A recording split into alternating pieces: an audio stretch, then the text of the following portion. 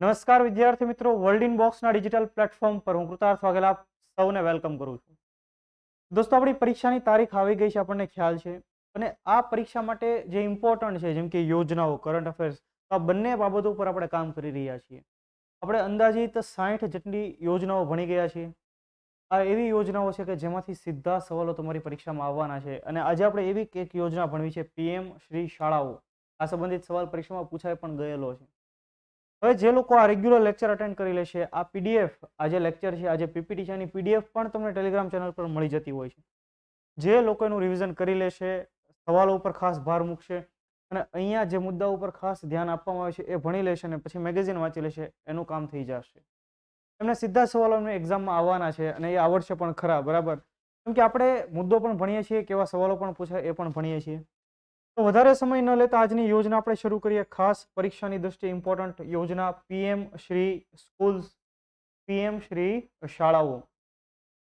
હવે સરકાર અત્યારે તમને ખ્યાલ છે કે ખાસ ડિજિટલ ઇન્ડિયા ઉપર ભાર મૂકે છે. દરેક બાબતોમાં ડિજિટલાઇઝેશન કરવું અને એમાંય આપણી શાળાઓ, ભાઈ, શિક્ષણ ખૂબ પ્રાઇમરી બાબત છે અને શિક્ષણ ખૂબ જરૂરી વસ્તુ છે, બરાબર. શિક્ષણ એક એવી કલમ છે, શિક્ષણ એક એવું સાધન છે કે જેના થકી દુનિયાને આપણે સુધારી શકતા હોઈએ છીએ. પણ એના માટે આપણે સ્વયંમાં સુધારો કરવો પડે, આપણે શિક્ષણ એના માટે મેળવવું પડે. શિક્ષણ એક એવું શસ્ત્ર છે કે જેનાથી આખી દુનિયાને બદલી શકાય છે. મલાલા યુસુફઝઈએ આવું કીધેલું છે. તો એવું જ કંઈક કામ આ પીએમ શ્રી શાળાઓ અંતર્ગત કરવાનું છે. તો પહેલા ક્યારે લોન્ચ થઈ, એનો ઉદ્દેશ્ય શું રહેલો છે, એ વગેરે ડિટેલ આપણે જોઈ લઈએ. તો 5 સપ્ટેમ્બર 2022, જેને આપણે સામાન્ય રીતે નેશનલ ટીચર્સ ડે તરીકે સેલિબ્રેટ કરીએ, રાષ્ટ્રીય શિક્ષક દિવસ 5 સપ્ટેમ્બર. કેમ? તો ભારતના પૂર્વ રાષ્ટ્રપતિ ડોક્ટર સર્વપલ્લી રાધાકૃષ્ણન, એમનો જન્મદિવસ, જેને આપણે રાષ્ટ્રીય શિક્ષક દિવસ તરીકે સેલિબ્રેટ કરીએ છીએ, national teachers day 5 September. 5 September 2022ના રોજ પીએમ શ્રી શાળાઓની ઘોષણા કરી વડાપ્રધાન નરેન્દ્ર મોદીએ.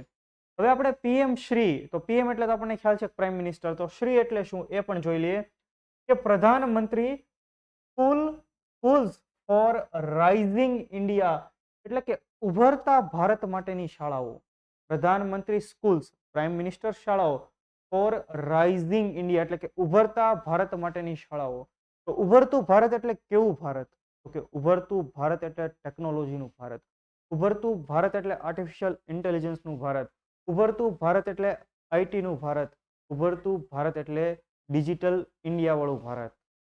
તો શાળાઓ પણ ડિજિટલાઇઝ થાય, સ્માર્ટ ક્લાસ ત્યાં હોય, ક્લાસની અંદર આ સ્માર્ટ બોર્ડ જેના પર તમે ભણી રહ્યા છો એવું કંઈક સ્માર્ટ બોર્ડ હોય, લેબોરેટરીઝ હોય, સ્પોર્ટ્સ માટેના અલગ અલગ જ્યાં ઇક્વિપમેન્ટ્સ હોય, સ્પોર્ટ્સ માટેની સુવિધાઓ હોય. તો આવી જે શાળાઓ સામાન્ય રીતે આપણે આપણા ખ્યાલોમાં આવતી હોય કે ભાઈ ફોરેનની અંદર આવી બધી કોલેજ ને શાળાઓ જોવા મળે છે, તો એવી જ એક રાઇઝિંગ ઇન્ડિયા સંબંધિત ઉભરતા ભારત માટેની અત્યાધુનિક સુવિધાઓ ધરાવતી શાળાઓ એ ડેવલપ કરવા માટેનું મિશન, ડેવલપ કરવા માટેની યોજના એટલે પીએમ શ્રી યોજના, પીએમ શ્રી સ્કૂલ્સ. અને આ માટે ઘણી બધી શાળાઓની પસંદગી કરવામાં આવશે અને ત્યાં એ શાળાને મોડર્ન બનાવવામાં આવશે. ઇન્ફ્રાસ્ટ્રક્ચરથી લઈને ત્યાં રહેલી ફેસિલિટી સાથે એને મોડર્ન બનાવવામાં આવશે. તો પીએમ શ્રી તમને ખ્યાલ આવ્યો. પીએમ શ્રી, પ્રધાનમંત્રી સ્કૂલ ફોર રાઇઝિંગ ઇન્ડિયા, કે જે કેન્દ્ર સરકારની યોજના છે.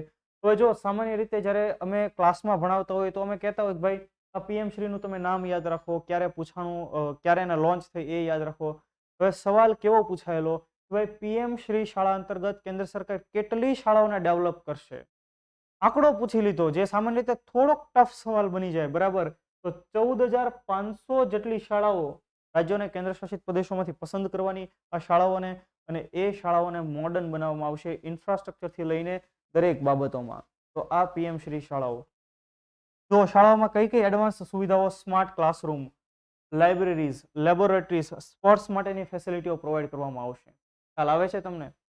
હવે જોઈએ કે આ શાળાઓને ગ્રીન શાળાઓ તરીકે પણ ડેવલપ કરવામાં આવશે. તો ગ્રીન શાળાઓ એટલે શું કે અહીંયા લીલા કલરનો પીછડો મારી દેવાનો? તો કે નહીં ભાઈ.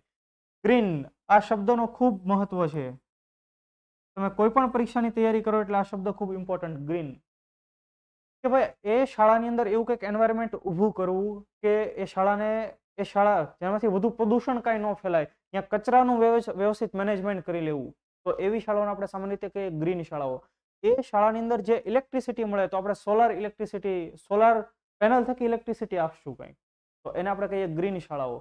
એટલે કે એવું તમામ કામ કે જેમાં પર્યાવરણને નુકસાન નથી થતું એને બધું ગ્રીન કામ કેવું ભાઈ, બરાબર, દેશી ભાષામાં કહીએ ને તો એવી પણ ફેસિલિટી શાળાની અંદર પ્રોવાઈડ કરવામાં આવશે. પછી પાણીની ને એવી બધી સુવિધાઓ તો સારી કરવાની જ તે. તો અહીંયા તમે જુઓ PM Shri school, PM schools for rising India, બરાબર. તો આ આખું એક મિશન છે. કયું મંત્રાલય આની સાથે સંબંધિત? તો બટ ઓબ્વિયસ છે, શિક્ષણની વાત થાય છે તો કયું મંત્રાલય હશે? તો કે મિનિસ્ટ્રી ઓફ એજ્યુકેશન. તમારે ખાસ અત્યારે કમેન્ટ બોક્સની અંદર કમેન્ટ કરવાનું છે કે અત્યારે ભારતના કેન્દ્રીય શિક્ષણ મંત્રી કોણ છે, તમારે કમેન્ટ કરવાનું, બરાબર. બીજી બાબત કે આ શાળાઓની પસંદગી કરવાની થાય, એની સિલેક્શન પ્રોસેસ થાય, એનું મેપિંગ વગેરે કરવાનું થાય, તો એ શાળાઓ સંબંધિત જે કાંઈ જિયોગ્રાફિકલ ઇન્ફોર્મેશન છે એ કોણ પ્રોવાઈડ કરશે? તો ખાસ બાયસેક નામનું ઇન્સ્ટિટ્યૂટ આપણા માટે ખૂબ important. Bhaskaracharya national institute for space applications and geo informatics. તો આ યોજનાના ઇમ્પ્લિમેન્ટેશનમાં, એના અમલીકરણની અંદર બાયસેક નામની સંસ્થા પણ મદદરૂપ થશે. આનાથી તમે સૌ પરિચિત છો આ બધી સંસ્થાથી, બરાબર. તો આ હતી આપણી પીએમ શ્રી શાળાઓ. હું એવું ધારી લઉં કે તમને આખો મુદ્દો સમજાઈ ગયો હશે. જો ભાઈ આપણે ખાસ નેશનલ એજ્યુકેશન પોલિસી, નવી જે આપણી શિક્ષણ નીતિ છે એના ઉપર ખાસ ભાર મૂકી રહ્યા છીએ. અને નવી શિક્ષણ નીતિ અંગે આપણે અગાઉ પણ ચર્ચા કરેલી છે, જેના ભાગરૂપે આ પીએમ શ્રી શાળાઓનું અમલીકરણ થવા જઈ રહ્યું છે. બીજું મેં તમને હમણાં કીધું એમ કે અત્યાર સુધી આપણે આવું કોઈ આંકડાઓ યાદ નહોતા રખાવતા. આપણે કહીએ કે ભાઈ આવું ન પૂછવું જોઈએ, પણ હવે પૂછી લે છે તો એમનો વિવેકાધીન અધિકાર છે પેપર સેટરનો કેવો સવાલ કાઢવો. તો એ જેટલા લેવલે સવાલ કાઢે છે એટલા લેવલે આપણે આપણું સ્ટડી કરી લઈશું. તો સવાલ જે પૂછાયેલો એ શું પૂછાયેલો? પીએમ શ્રી શાળાઓ અંતર્ગત કેટલી શાળાઓને મોડર્ન બનાવવામાં આવશે અથવા તો કેટલી શાળાઓનો વિકાસ કરવામાં આવશે? 14,500 જેટલી શાળાઓ. આવા ઓપ્શન હતા, બરાબર, એટલે આપણે યાદ રાખવું પડશે. તો આ હતી આજની આપણી ખાસ યોજના. હું એવી આશા અને અપેક્ષા રાખું કે તમને આ મુદ્દો વ્યવસ્થિત રીતે સમજાઈ ગયો હશે, તમને સરળતાથી યાદ પણ રહી ગયો હશે. જો તમે એવું ઈચ્છો કે તમારે બધી જ યોજનાઓ ભણી લેવી છે, તેનું પ્લેલિસ્ટ આ લેક્ચરના ડિસ્ક્રિપ્શન બોક્સમાં છે. કરંટ અફેર્સનું પ્લેલિસ્ટ પણ આ લેક્ચરના ડિસ્ક્રિપ્શન બોક્સમાં છે. તો ફરી પાછા નેક્સ્ટ લેક્ચરમાં કોઈ નવા મુદ્દા સાથે ભેગા થશું. ત્યાં સુધી જય હિન્દ, જય ભારત.